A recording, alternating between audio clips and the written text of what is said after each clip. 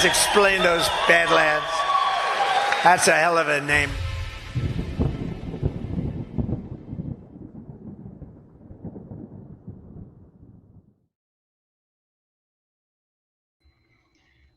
All right, greetings everybody watching today's episode of Movie Nights with me, Matt Ehret. I'm looking forward to this one. This is something we've done, a little film that Cynthia, myself, Jason Dahl put together back in, I would say, end of 2003.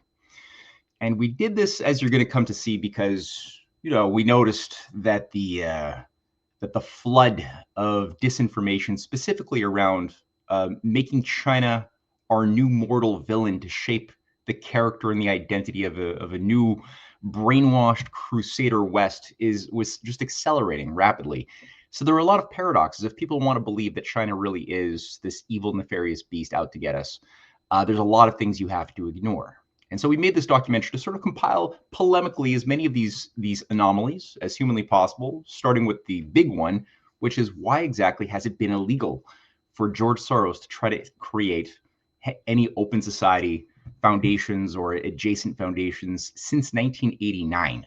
What happened in 1989 such that Soros was expelled, his assets were torn down, the CIA operatives were taken out, and it was made impossible, illegal, to do this again? So what happened at that point? So this film was designed really just to nip that in the butt, and then obviously do what we usually do and try to expand it to the broader questions of the philosophical battles over humanity. What are the core ideas shaping all of human history as much as we can within a 30-minute video, and also our future, because there is a battle over paradigms, over what sort of concept of human nature, of the mind, of value, of government, of the universe as a whole and its laws.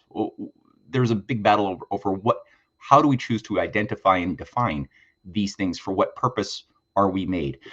For the benefit of an elite, of a self-professed master class, to take pleasure in allowing us to live or depopulate us periodically? Or is there a higher purpose for our having been created into this universe? Obviously, if you're watching this show and you're watching this channel, you probably lean to the second one. Now, at the moment, the whole global game board is rupturing. There's anomalous discontinuities across the game board. We obviously have what's been going down in Venezuela, but obviously the entire topography over what is North America, what is the United States, that's rupturing. There are major questions right now over whether or not Cuba, whether or not Nicaragua, Colombia what will their destiny be in the context of what just happened in Venezuela? Is there actually a takedown of the narco-terror crime syndicates? I think there is some evidence that a big chunk of those enmeshed crime syndicates are being taken down. We've seen it in El Salvador to a certain degree, and I think we're seeing a variation of that in other parts of North America and South America. What about the Middle East, right? There's definitely war drums beating right now that are becoming very visceral over Iran. Iran being the weaker but still extremely important member of the three major Eurasian powers that have united around the Shanghai Cooperation Organization, the BRICS, specifically Russia, China, and Iran. But around that, you have a much greater assortment of nations and regional blocs that have been formed in order to defend themselves from this. I guess what you could call it is a highly centralized, very ancient death cult. Pacific, that's another. We're seeing things that this often falls out of the sphere of consideration for many among our Western friends who don't tend to think too much about Asia, but it's a big deal. What's going on there? Is this going to be the year that China takes Taiwan? Some say yes. I personally think high likelihood, especially considering the legal precedents that have been carried out in the case of Venezuela and potentially over Greenland and beyond. If these regions can be absorbed into a nation that they're not even legally a part of, then certainly I would say a province of China like Taiwan is legally not a sovereign country, but simply a province, an autonomous province of China mainland. then it shouldn't be that much of a stretch to think that, yeah, probably. Because otherwise, we could see that becoming yet another Ukraine, another springboard for an attack on China, like we've seen in the case of Ukraine being built up. So, is that going to happen? Maybe. I think so, but maybe not. Maybe it can wait a little bit longer.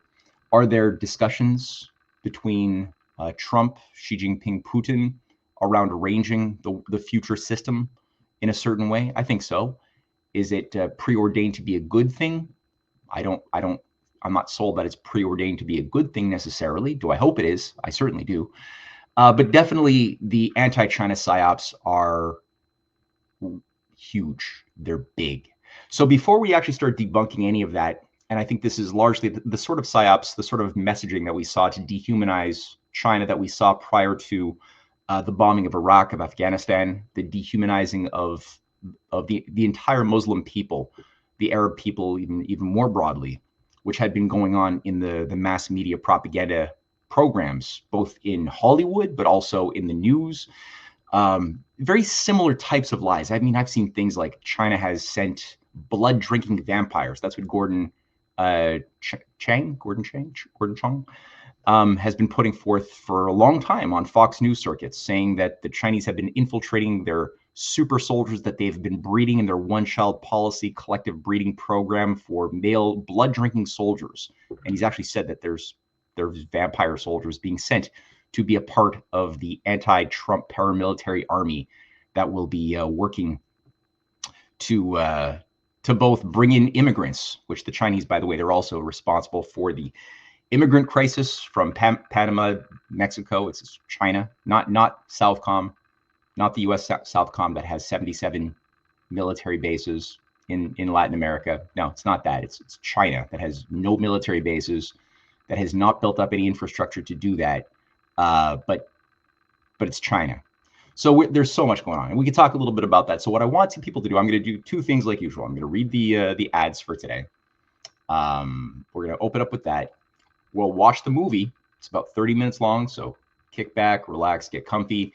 Take note of questions. I'm going to do, like I think I've been getting better at this, but I'm going to keep my eyes on the comments section, and I'm going to look for good questions that people might have. If you've got, don't feel ashamed. Don't feel ashamed to throw what you think might be a question that I won't be happy with. There's generally, if it's honest, no such thing.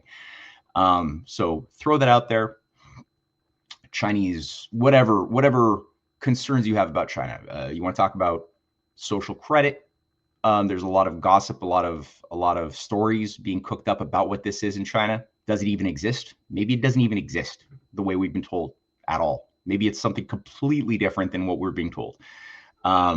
So just think about those questions. Religious freedoms, we could talk about that too. Just so throw them out. I'll try to keep my eyes peeled.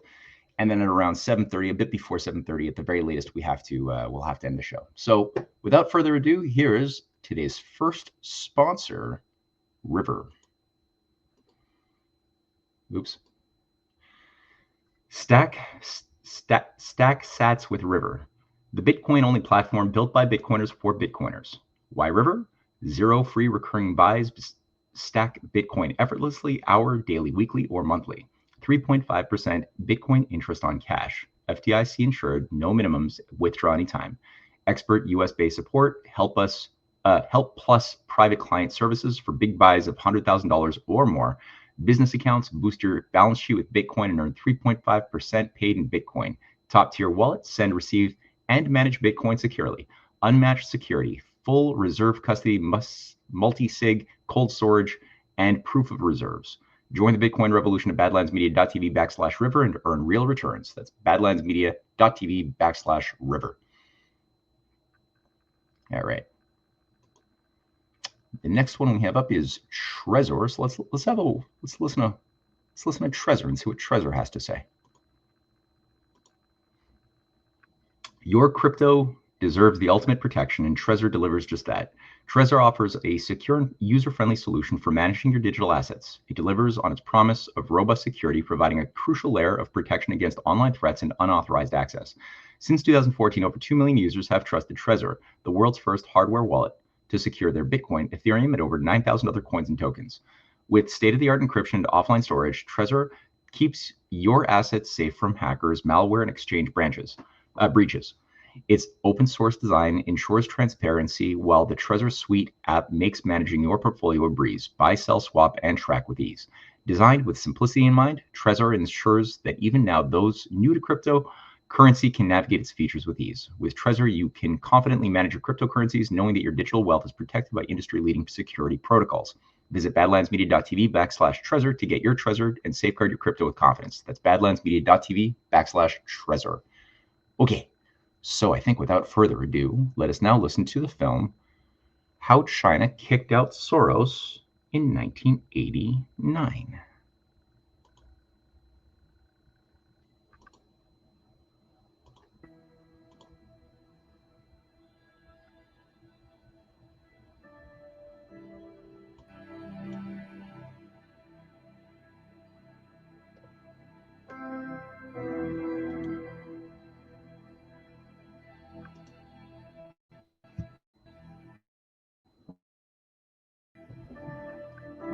As many have come to discover in recent years, there are great forces at play which are attempting to use a controlled demolition of the world financial system in order to justify a new age of global governance. This would be a post-nation-state age where supranational entities representing an oligarchical elite will dictate every move made, every word spoken. We would become their new depopulated slave class, will be expected to adapt to a world of scarcity. We will own nothing and be happy and have no connection to our own history or traditional values. The Hungarian mega speculator turned philanthropist turned color revolutionary, George Soros, is a common representation of such forces, often identified by the political right, who have clearly recognized his tentacles shaping everything from Antifa to BLM, critical race theory reforms in education, liberal reforms across legal systems, and even election fraud. While Soros is readily accused of being a nefarious influence, ideologically committed to destroying the traditional values that once animated our democratic West, the danger he represents is often assumed to be superseded by only one other force of even greater evil: the Communist Party of China. While one may harbor great concerns over China's growing presence on the world stage, it is a little-known fact that China was the first nation to successfully identify and purge Soros's evil over 30 years ago. While other countries were busy letting Soros's armada of open society foundations infiltrate them at every level, China, after experiencing the full impact of a Soros operation, was forced to deal decisively with the sociopathic billionaire. Soros is willing to enact regime change either the hard way or the soft way. The hard way has involved bombing nations to the Stone Age, as seen in the cases of Iraq, Afghanistan, and Libya, all of whom were destroyed due to the fallacious intelligence concocted by George Soros's International Crisis Group, founded in 1995 alongside Lord Mark Malloch Brown. The soft way is commonly referred to as a color revolution, such as the Rose Revolution in Georgia 2003, the so-called Arab Spring in 2011, the Orange Revolution of 2004, and the Maidan in Ukraine in 2014. Countries that have experienced a Soros-funded color revolution face such consequences as complete regime change, with the installation of an American puppet regime, subjugation to the International Monetary Fund, debt slavery, cessation of national development, and privatization of public services. The Soros regime change method came home to roost in America in 2020, with destabilizing BLM riots throughout the summer, leading to Dominion voting machine disruptions of a likely Trump victory in November. Dominion Voting Systems is a Canadian company which has shared office space with Soros's Tides Foundation and dominates the USA's private computerized voting systems, servicing 30 states and 70 million voters. It is closely tied to another larger company called Smartmatic, whose operating systems and even software it absorbed during Obama's administration. Dominion Voting Systems is highly enmeshed in the Clinton Global Initiative, Soros's Open Society, and Nancy Pelosi herself through her husband's role as leading investor in the organization. It should be noted that the chair of Smartmatic was none other than Soros's color revolutionary colleague, Lord Mark Malloch Brown. Lord Malloch Brown has worked closely with Soros over the course of 40 years as the head of Soros's Quantum Management, president of Open Society, co-founder of the International Crisis Group, vice president of the World Bank, and Undersecretary General of the United Nations, where he was instrumental in promoting the UN Sustainable Development Goals, Agenda 21, and humanitarian interventionism in the form of responsibility to protect into UN foreign policy doctrine in 2005. From its launch in 1979, Soros's Open Society Foundation was designed to work hand-in-hand with a new set of Anglo-American intelligence agencies run by the Trilateral Commission of David Rockefeller, Henry Kissinger, and Zbigniew Brzezinski, which took control of the U.S. government during the 1970s. This nest was devoted to systems of world government, depopulation, and empire, and dominated the presidencies of Richard Nixon, Gerald Ford, and Jimmy Carter. By 1975, the CIA's dirty hand funding coups, assassinations, and regime change operations, both within America and abroad, had become too well known as media coverage of their dirty operations spoiled the patriotic image which the intelligence community then desired. The Church Committee hearings of 1975 had shed light on many of the abuses of the CIA, which brought such dark operations as Project Mockingbird, MK Ultra, and COINTELPRO into public consciousness. It was that same year that a 12-person Congressional Investigative Committee on Assassinations led by Congressman Richard Schweiker demonstrated that the CIA was involved in the murder of not only John F. Kennedy, but also Fred Hampton and Martin Luther King Jr. While the world was told that the CIA reformed itself upon these public revelations, the reality is that a vast rebranding took place under the veneer of private agencies and NGOs which would now carry out the CIA's dirty work.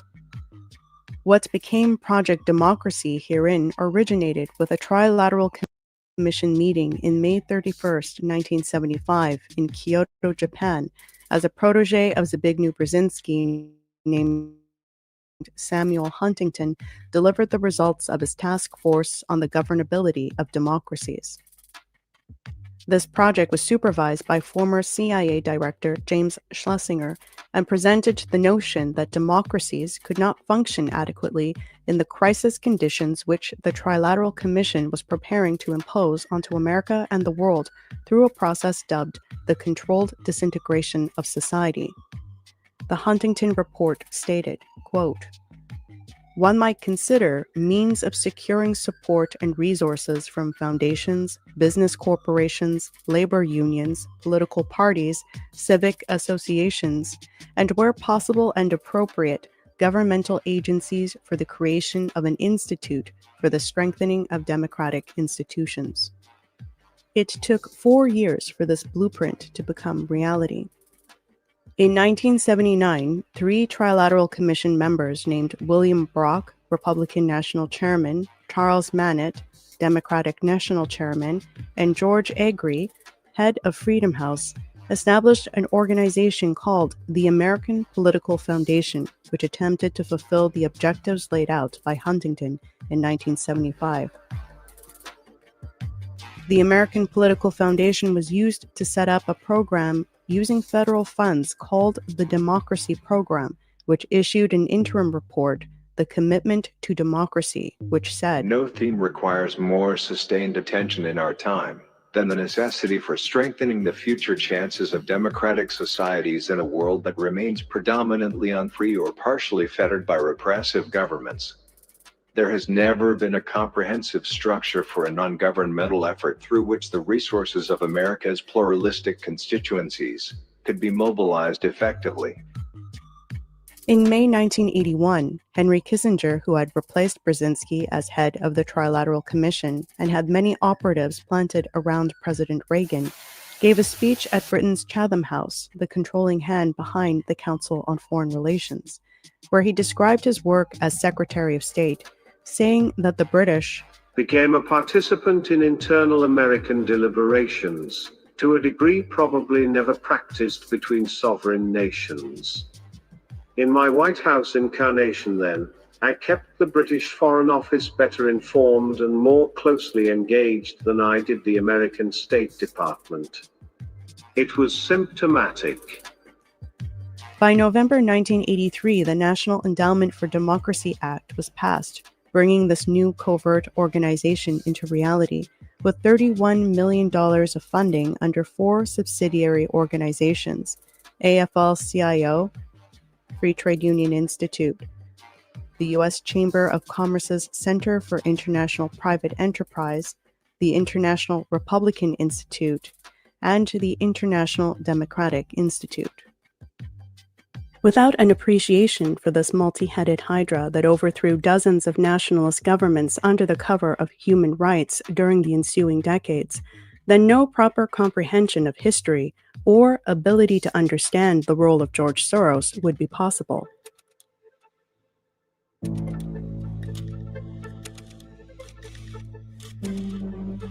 George Soros had begun to make a name for himself as a conscience-free economic hitman as early as World War II, collaborating with Nazis, which he described as the best time of my life.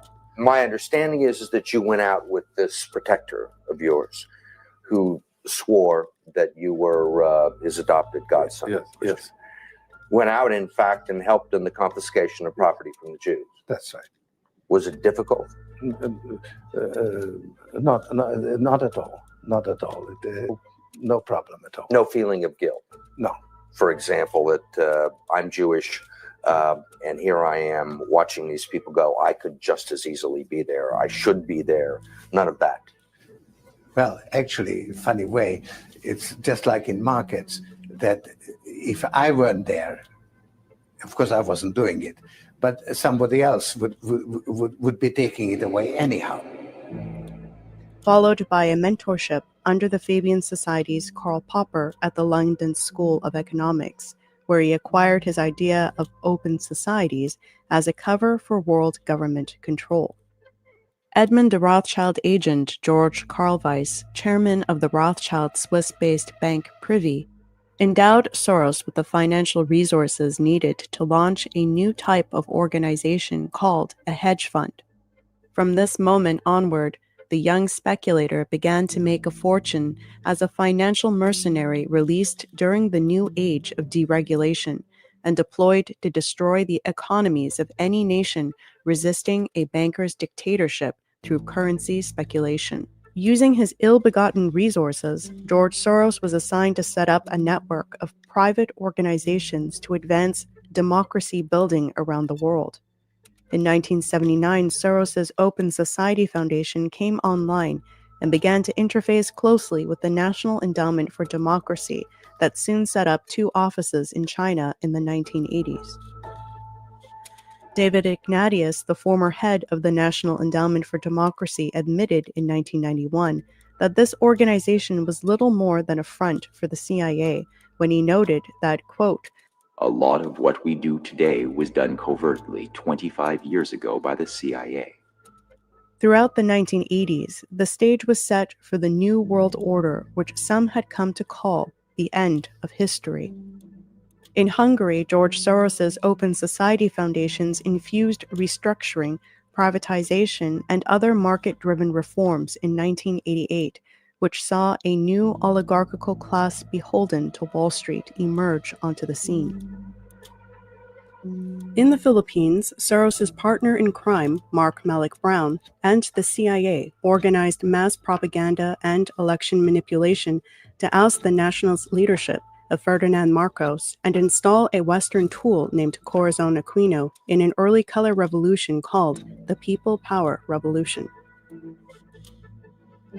Russia had warmly embraced Soros and the National Endowment for Democracy under the leadership of liberalizer Mikhail Gorbachev, who ensured that the stage would be set for the submission of Russia to a new age of destruction that would come to be called perestroika. During the 1990s, this program was titled Operation Hammer by the Trilateral Commission's George Bush Sr., and this program of looting of former state enterprises under the watch of the International Monetary Fund took the name shock therapy.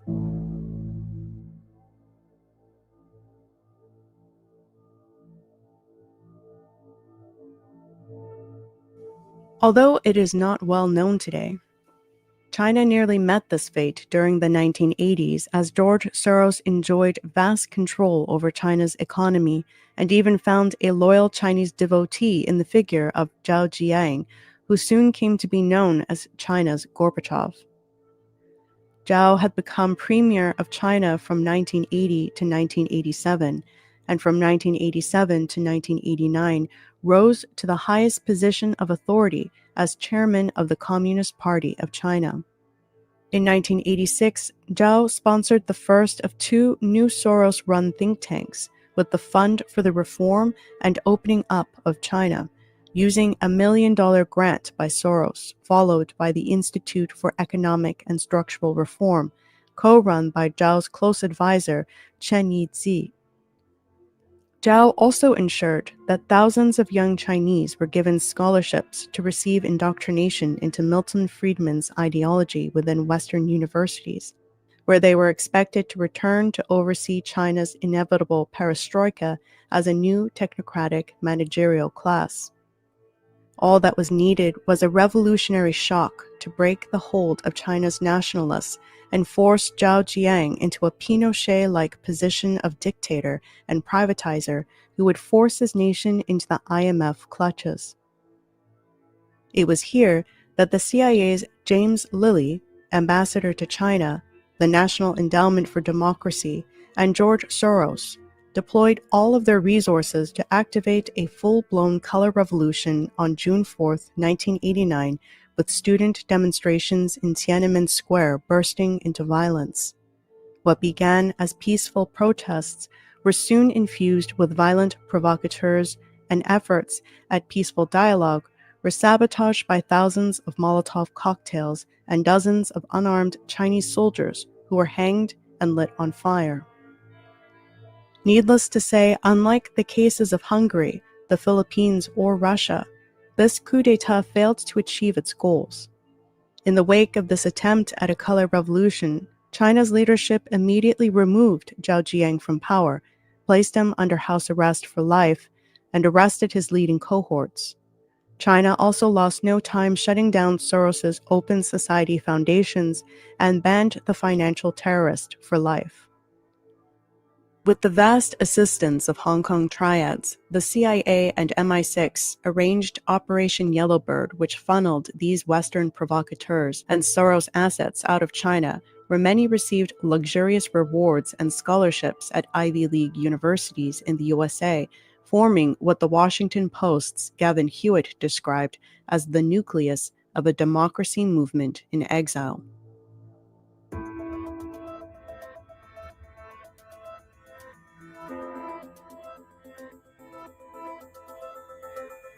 Despite how one might feel about the communist regime in China, the benefits to the Chinese people since ending Soros's meddling speak for themselves. Instead of imposing scarcity and poverty onto their people, the post-Soros China has witnessed the greatest leaps of progress and abundance over the past 20 years, with the middle class that made up only 3% of the population in 2000, now making up over 53% in 2022.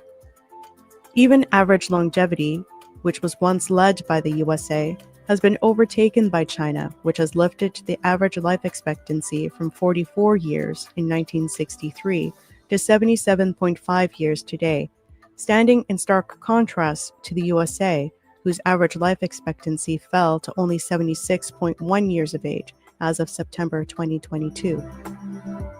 Meanwhile, in the West, where Soros's ideology and control of government and information have only grown exponentially since the 1970s, we see a very different result.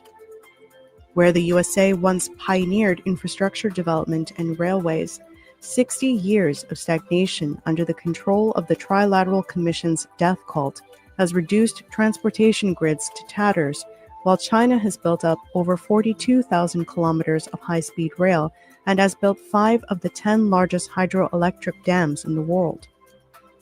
While the US was induced to destroy its nuclear and space sectors, China has become a global leader in nuclear power infrastructure, building nearly 50% of all nuclear power stations in the world, and will soon be the only nation to manage a space station, which will be part of a broader lunar colonization and mining mission with Russia.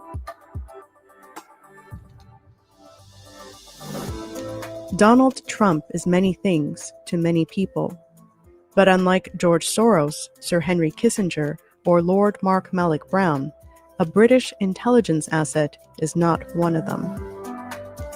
Upon President Trump's surprise victory in 2016, a new American paradigm of foreign policy was unveiled that had not been seen in over 50 years.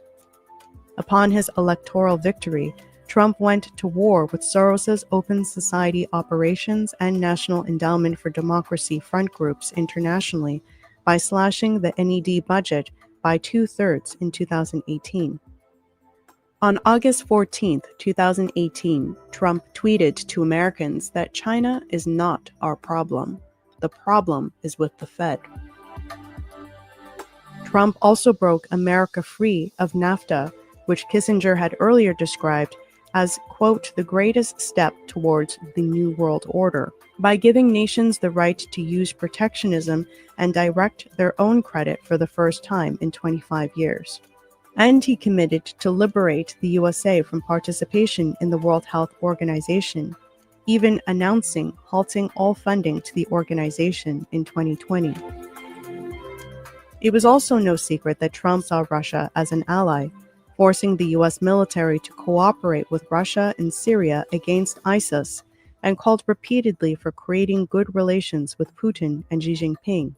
Standing in opposition to the deep state agents infesting his administration, Trump announced the terms of his international outlook in April 2019, standing alongside Chinese Vice Premier Liu He, saying, between Russia, China, and us, we're all making hundreds of billions of dollars worth of weapons, including nuclear, which is ridiculous. I think it's much better if we all got together and didn't make these weapons. Those 3 countries can come together and spend on things that are more productive toward long-term peace. This obviously shocked the deep state, who were still angry over Russia's 2015 decision to follow China's lead in shutting down National Endowment for Democracy operations and kicking out George Soros, with the foreign ministry calling them, quote, a threat to the foundations of Russia's constitutional order and national security. This call for a US-Russia-China cooperative policy ran in tandem with the first phase of the US-China trade deal, which went into effect in January 2020, guaranteeing $200 billion of U.S. finished goods purchased by China. Had this not been sabotage, then Trump's efforts to rebuild the destroyed machine tool sectors of Detroit, Philadelphia, and America's agro-industrial sector would have been possible. None other than Soros himself suffered a public meltdown that month when he announced at the January 2020 Davos summit that the 2 greatest threats to his open society were 1, Trump's USA, and 2, Xi Jinping's China. Describing his view that the USA must oppose China's Belt and Road Initiative instead of finding points of collaboration, Soros stated, regrettably, President Trump seems to be following a different course, made concessions to China and declared victory while renewing his attacks on US allies. This is why the 2 undermine the US policy objective of curbing China's abuse and excesses. Soros had already publicly called for the overthrow of Xi Jinping in 2019, so this renewed hate for Donald Trump's plans should not come as a surprise. Despite the global psychological warfare operation launched in the form of a global pandemic in 2020, Trump worked hard to avoid falling into the Soros trap of sabotaging the last best hope he had to reconstruct U.S. manufacturing, avoid World War III, and establish an anti-globalist alliance behind U.S.-Russia-China partnership. On January 20th, 2020, when pressed to attack Xi Jinping as an enemy, Trump stated, He's for China, I'm for the U.S., but other than that, we love each other. Our relationship with China right now has probably never been better.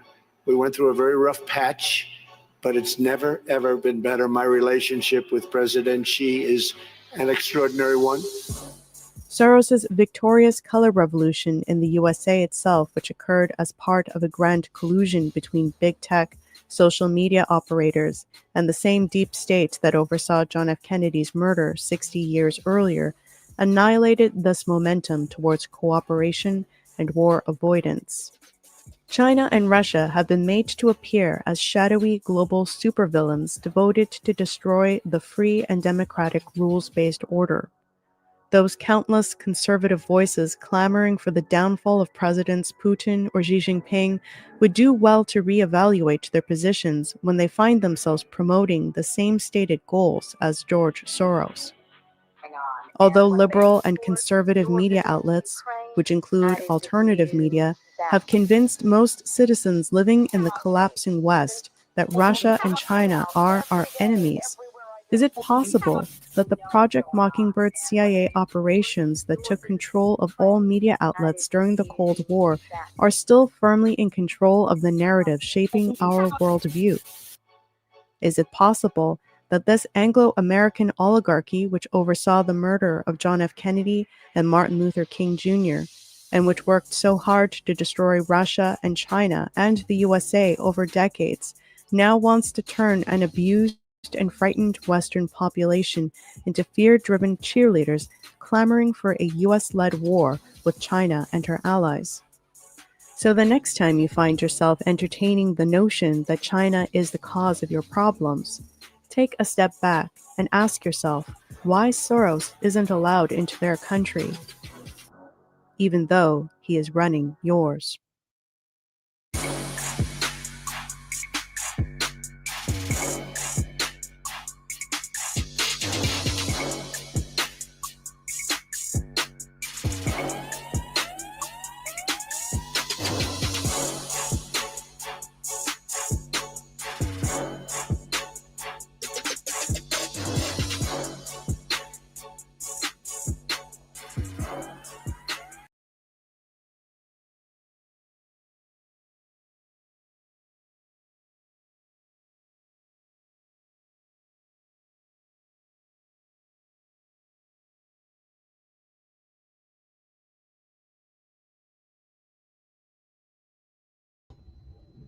I always have trouble getting myself back onto the stage once one of these films is finished. I got to really streamline that and figure that out.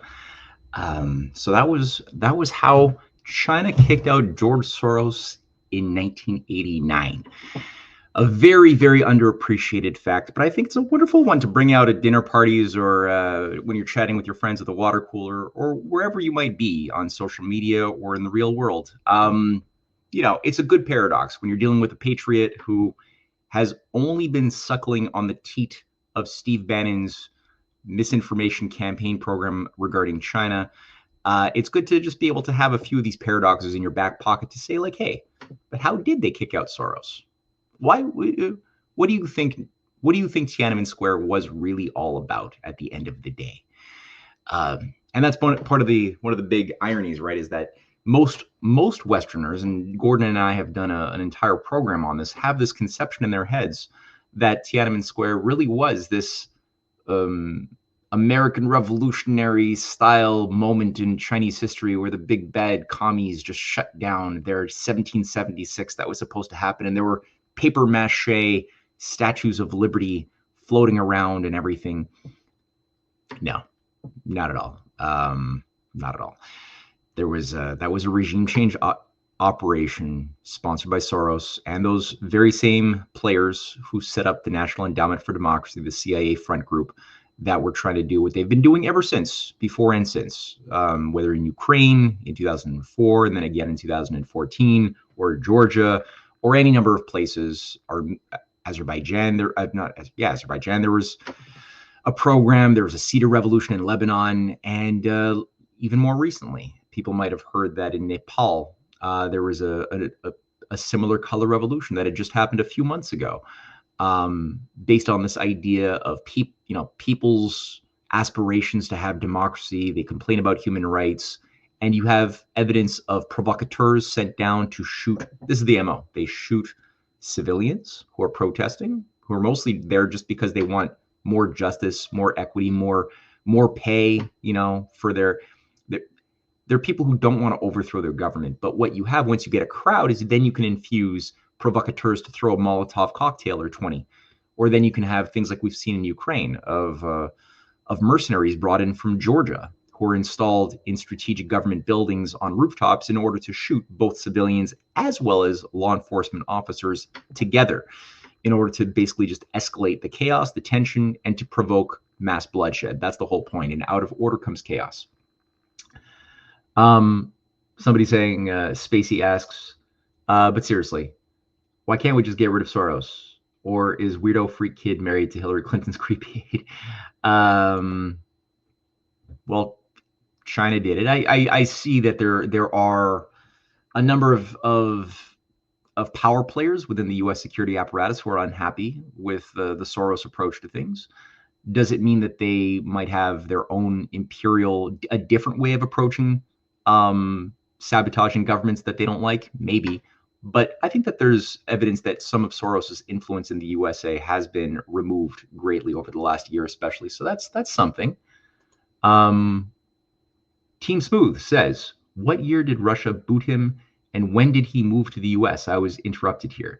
Well, Russia only kicked out Soros in 2015. So the Soros Open Society operations were legally banned from operating within Russia in 2015.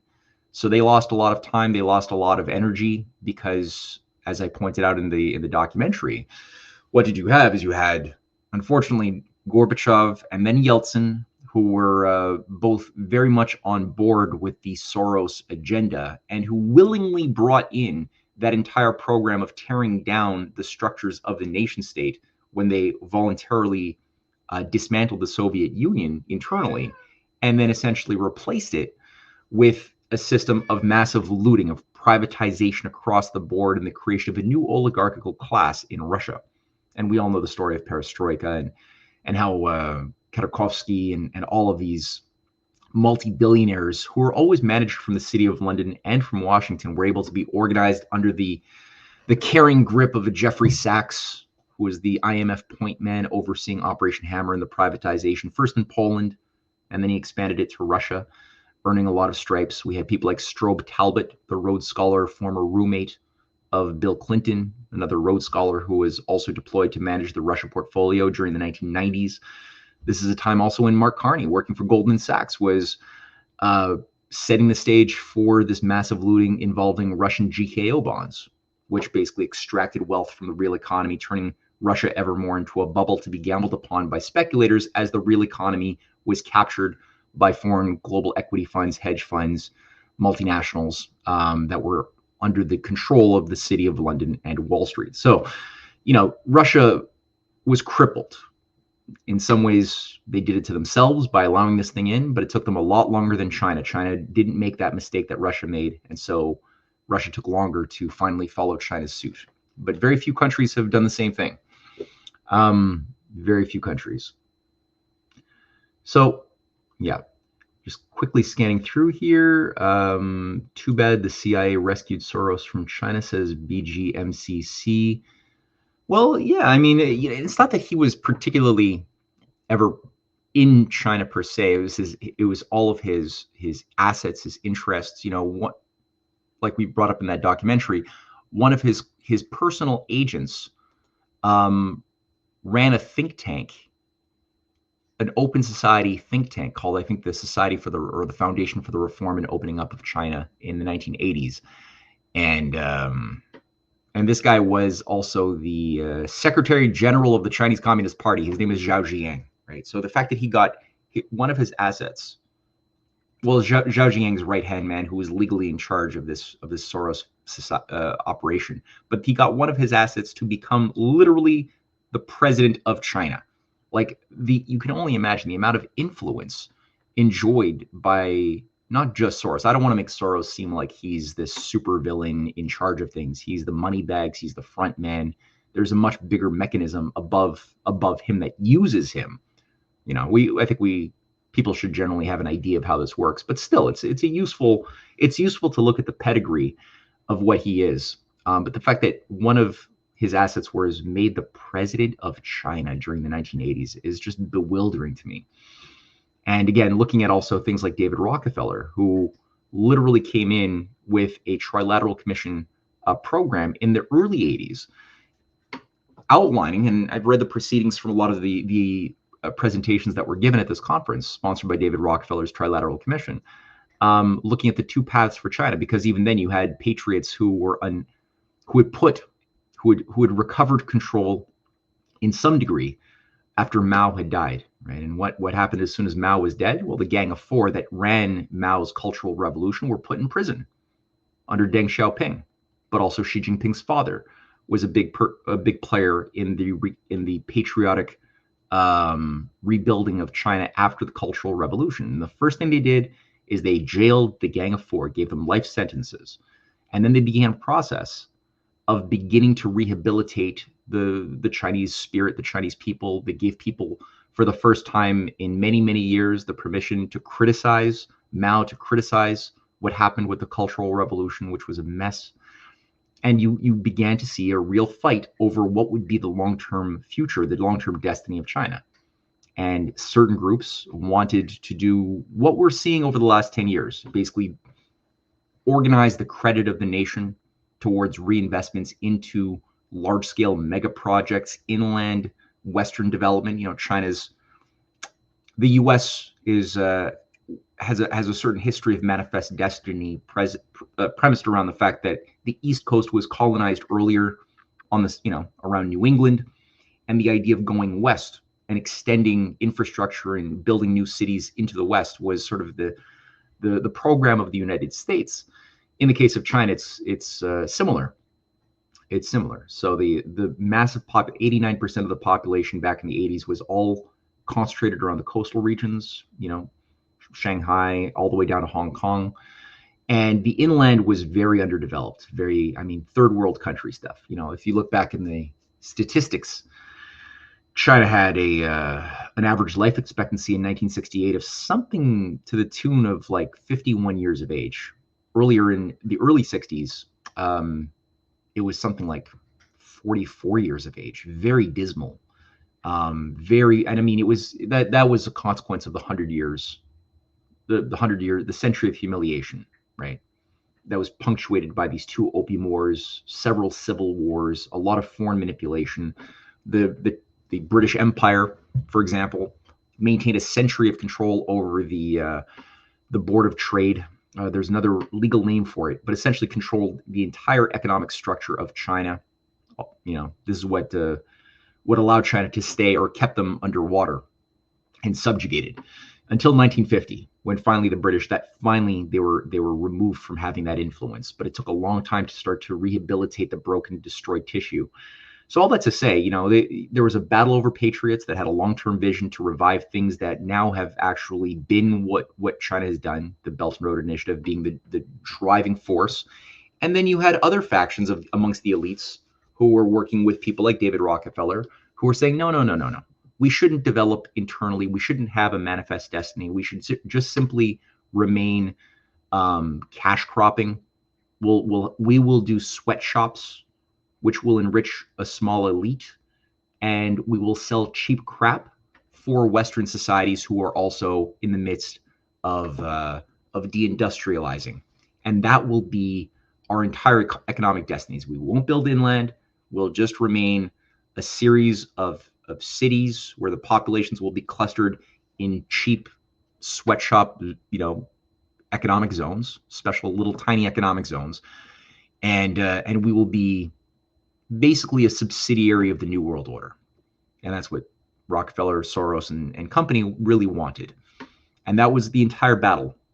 If you look at Zhao Ziyang's aspirations, what he wanted if he had been successfully made dictator of China after the 1989 Color Revolution, if that had succeeded, then he would have been installed as sort of the new, ironically, Pinochet, right? Pinochet was known as a military dictator, but at the same time, he brought in mass liberalization and privatization of the Chilean economy under the influence of Sir Henry Kissinger.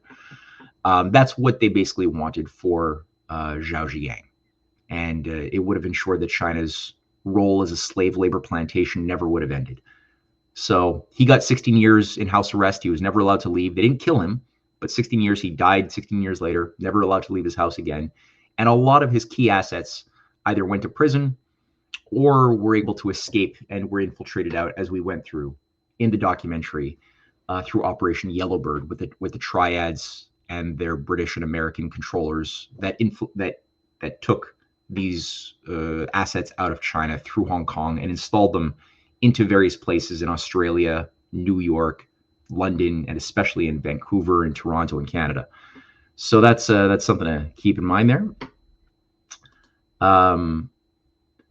SD Gardner asks, who are the current mouthpieces like Sachs and Bannon that we should be aware of that are actors supporting Soros operations? I question people like Judge Napolitano, Scott Ritter, and McGregor. I would say right now, I tend to think of Judge Napolitano, Scott Ritter, and McGregor as, at the very least, honest people. I think that they're trying to provide what they think is an honest assessment of the world, I believe.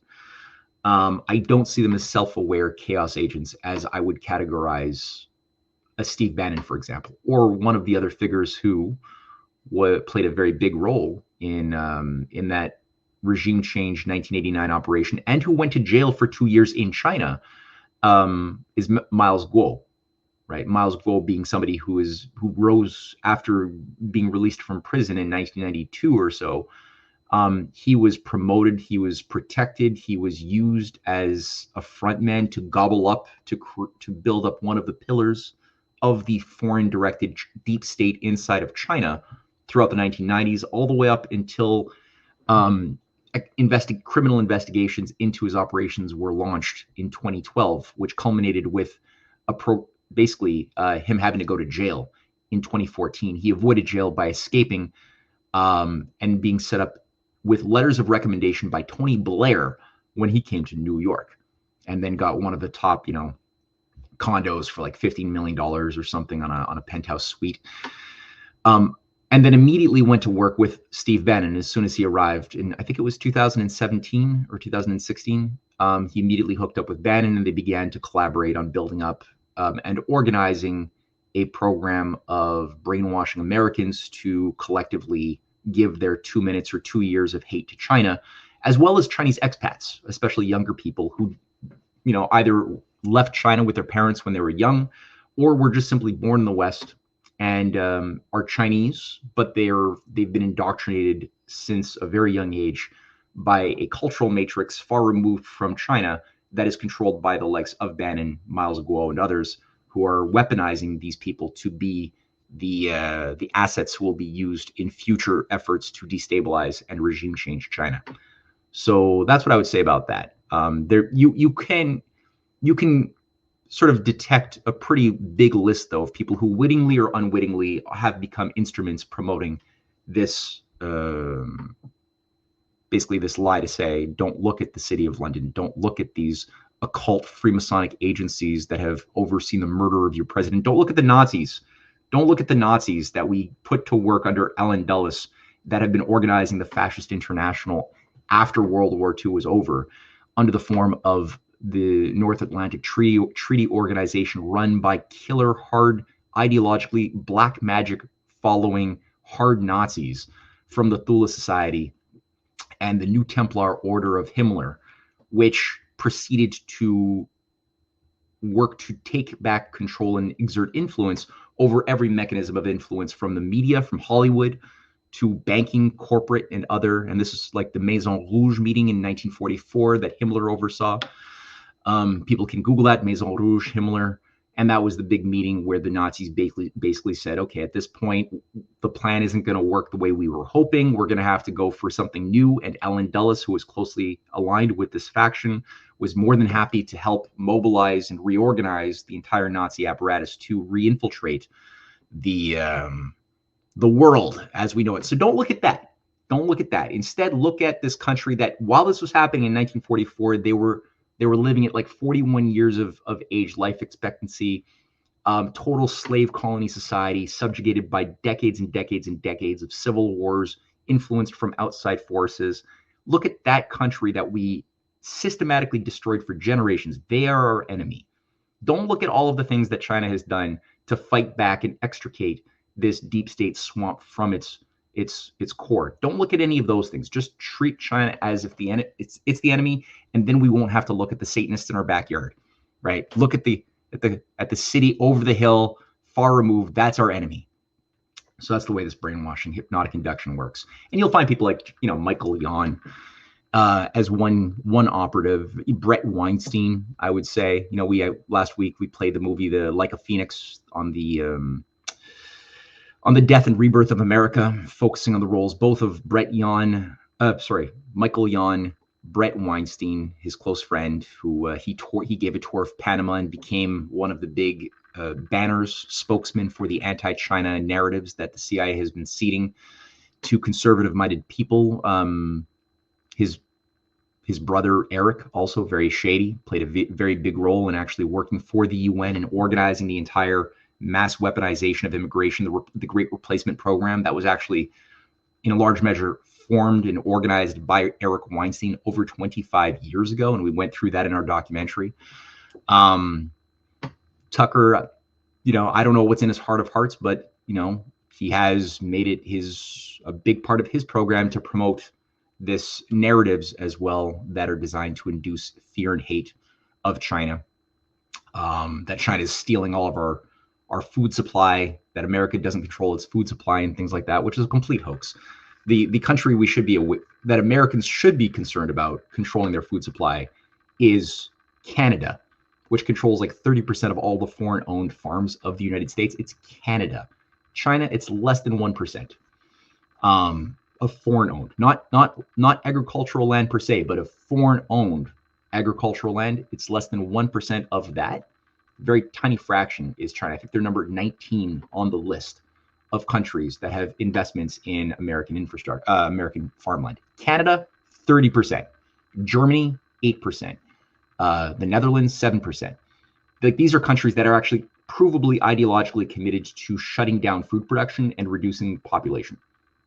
China has done everything that they can to increase food production and increase actually increase the means of supporting life. So it's a different ethos, a different way of thinking of value there. It actually might help to get some of that thinking into the United States, actually. And if you think about it, since we've forgotten how to really, under the Gaia cult, we have forgotten how to properly value the increase of the bounty of nature. That's something gone. I mean, when a farmer wants to just simply do what he knows best or she knows best as far as producing food, you'll find a massive machine built up over decades in, ecological regulatory commissions, agencies that will punish them, shut down their productions if they're using too much fertilizer, if they're producing too much carbon dioxide, if there's, and then on the other hand, if you have a Monsanto or a Cargill or Archer Daniels Midland that all of a sudden discovers that some of their genetically modified seed are to be found on the soil of a farm that didn't pay for it, they can sue that farm and shut down the farm and then basically absorb that farm into their massive monolithic operation, which is the case all across Canada, the United States. There's hundreds, if not thousands, of heartbreaking stories of this happening. So this is the way that the real oligarchy exerts influence and destroys their targets, whether it's small and medium businesses, which were systematically destroyed with the intention that those multinationals centering around the Bilderberg Group, which is, by the way, a Nazi organization set up by a leading SS Nazi from the Netherlands, Prince Bernhard, which created this thing as the expression of the Maison Rouge program of Himmler in 1944. That's why the Bilderberg Group was created a decade later, was to basically gobble up and transfer the institutions of the sovereign nation state, and especially the economic foundations, into the hands of a coterie of sociopathic elites that would manage under the cover of private capitalism. That's the way the game worked. So yeah, when we're saying like China's bad, China has too much state influence, so they're bad. But look at what we just did. All right, let me just quickly scan through here. Remember, Soros' Open Society got lots of USAID funds to participate in the destabilization of nations. That is true. That is very true.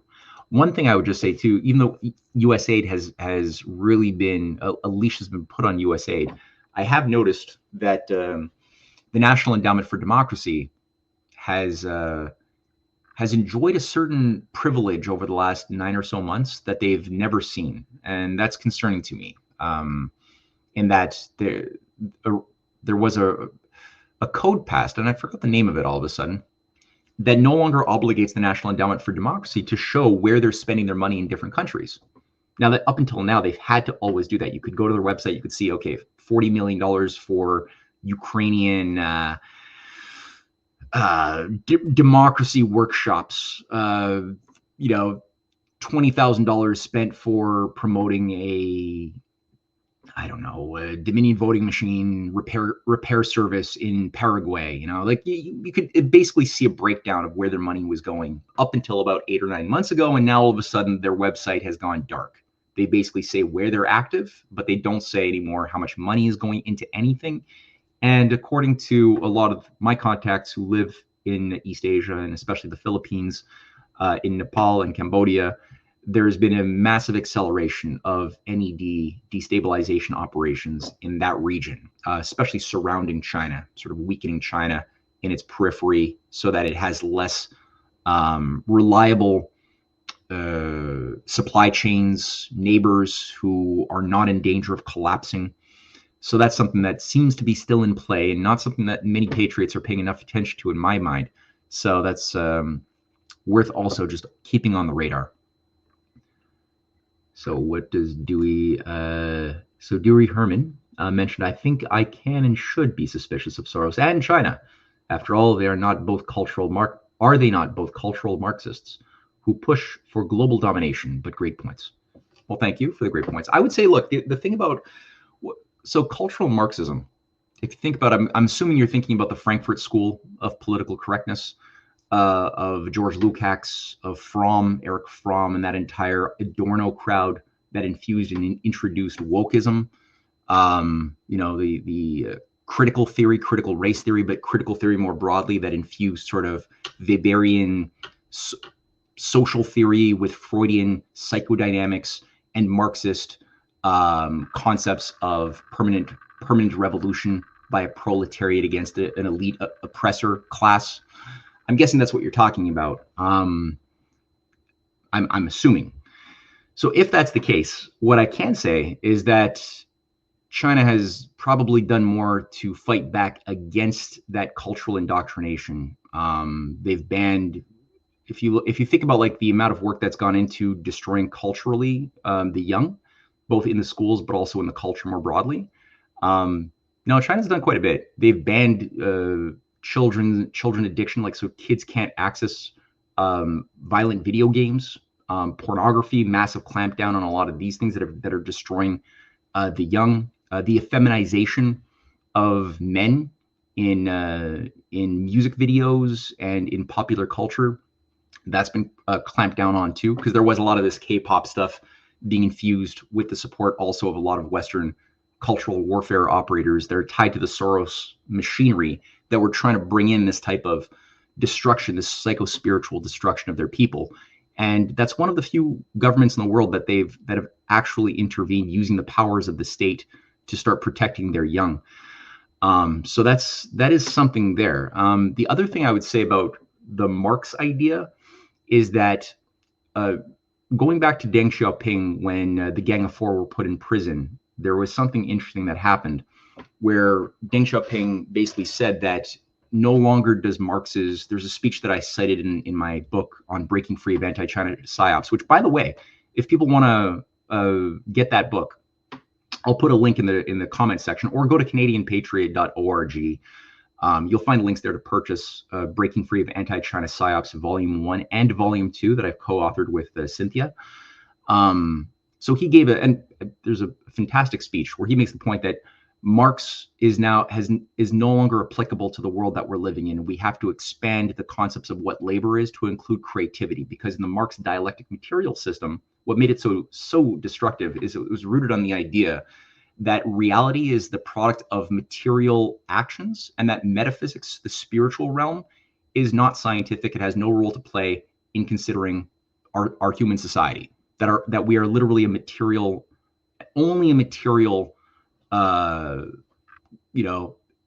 phenomenon, and that value in everything is only rooted in the belief in either A, a class struggle, and B, the idea of increasing the productive powers of labor in materially measurable ways. But the idea of the creative powers, the divine spark that allows for the creative discoveries, the wonder, the curiosity, the creative flow, that was not even a part of, it was illegalized in the Marxist system. So he basically said we need to expand and include now creativity and the work of the mind into our idea of what is labor and what is productivity. So that was a big change in thinking. So it's not exactly the type of Marxism that you would see from, let's say you go to New York or Harvard or any of the number of universities where young people are getting brainwashed into becoming Antifa, BLM fanatics or eco terror fanatics with the Extinction Rebellion, or any number of these different groups that are creating cells of self-hating, useful, disposable idiots in Western universities who religiously they are being groomed by their professors to basically go to war with industrial civilization itself. They think of everything that was created by industries as being what's hurting Gaia, it's hurting nature, that we have to be prepared to go to war with industrial civilization and bomb pipelines if need be, they say. And there's even movies in Hollywood promoting how to blow up a pipeline. This is a book that's even enforced reading in philosophy and ecology programs all across the Western Hemisphere.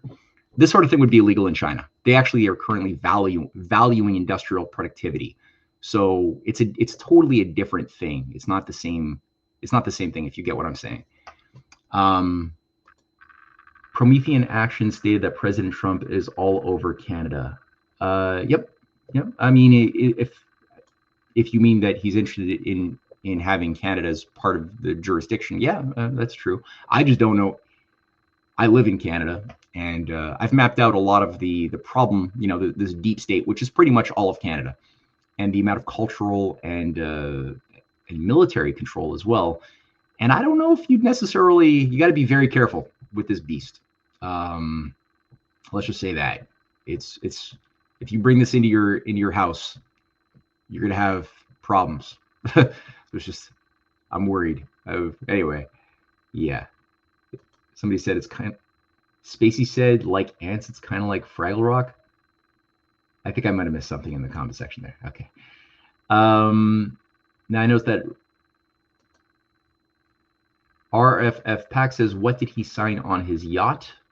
I actually don't know. Do you mean the yacht of Miles Guo, or do you mean somebody else? So maybe throw in a follow-up question or follow-up statement to that one. And Maggie Bunda says, hi, Matt, will you be in Nashville? I wish. It's going to be a crazy next couple of months. And I don't think I'll be able to make it, unfortunately. But my heart and spirit will be there, I promise. But I won't physically be there. So maybe the one after that. We'll see. Got to keep it flexible. So I think with that, there's been a lot of considerations that I hope that I gave people a lot to chew on. As I mentioned, the Breaking Free of Anti-China PSYOPs Volume 1 and Volume 2 are available on Amazon. We've got some physical copies too if people want to get a signed copy or two for themselves, their friends, their anti-China brainwashed colleagues. let me know. They're like $20 plus shipping for the physical ones. On Amazon, you can look and see, you know, what's best for you. The other thing too is we're making a series, several new documentaries as part of a series, since there has been a strange rehabilitation of Hitler, which has been going on. It's been accelerating and it's going to get worse. So we're making a few different series. We've got a UFO, a hidden hand behind UFO series, which everyone I think has watched at least 3 of the 4 episodes that we've already made public. Those we've already aired on these Monday night experiences. We're going to be producing number 5 later on this year on the UFO cults. I mean, Erich von Däniken recently, I think he just died last night, and he's becoming increasingly set up as a new saint of the new pantheon of the new world religions that will involve new UFO gods. So they need a grouping of prophets to be part of the new gospel. And I think Erich von Däniken, who is a complete hoaxer, provably so, that's going to be his story as a hoaxer, is going to be infused into the next episode, which is going to be pretty important. But, you know, we're doing a few things, one on feudalism, one on really getting across why Hitler was evil, but not in the way that we've been told. So a certain straw man has been created of a cartoonish evil villain. A lot of that is make-believe. However, he's still evil. Just because that part of the story, that cartoonish straw man is a fake, doesn't mean that he's not evil for different, maybe even more insidious reasons that would otherwise give us an understanding into what has been actually controlling our society, overseeing the murder of John F. Kennedy and our great leaders, and turning the U.S. and the West as a whole into a basket case of self-mutilating idiocy.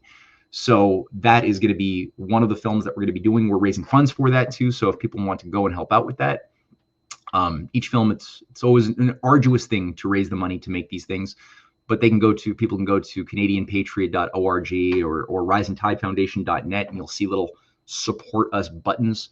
I encourage people, if you want to see more of these things, do that. Next week, what we'll do is we will play probably, there's any number of videos. We still made a whole series called Escaping Calypso's Island that Cynthia has spearheaded.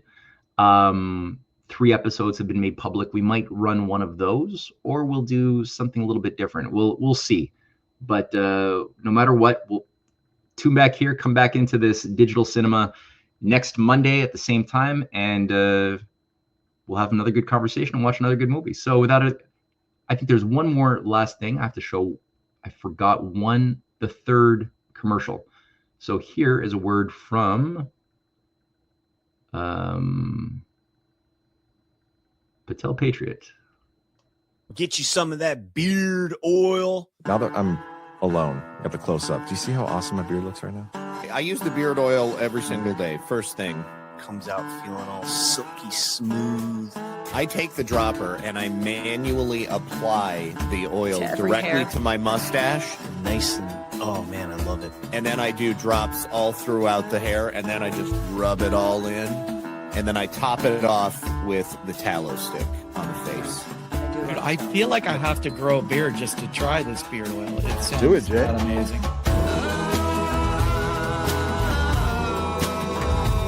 It's all from softdisclosure.com, and the best part about it is you'll be supporting Badlands Media, Annie from Willow and Farms, and basically 3 of Annie's neighbors. So that's 5 total American companies that you'd be supporting with one purchase. I have been using the Soft Disclosure scentless beard oil every day after the shower. It looks unkempt, but it feels silky smooth. I want to look a little wild and unapproachable, but for the woman I trust, she'll be like, oh, it's actually kind of soft. He is approachable after all. Otherwise, stay away. And Soft Disclosure will help you too with that, if that's the very specific vibe you're going for. That is very specific, yes. You guys are supporting American businesses when you do that. It's absolutely incredible, and you get a great, great product.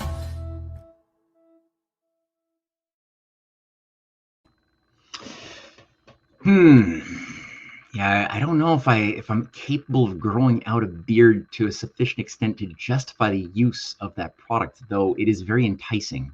That was a good use of 1 minute and 37 seconds. So maybe I'll try to grow up my pathetic beard in order to try out some of this product. So we'll see what the new year holds. 2026, there's a lot in store for 2026. Try many things. And without further ado, let me just wrap it up. And thank you all for joining me. I'll see you all next week. Take care. Thank you so much for joining us, and don't forget to hit the thumbs up on this video. And a special thank you to all of our advertising partners. Please remember to shift your dollars to support those businesses that support Badlands Media.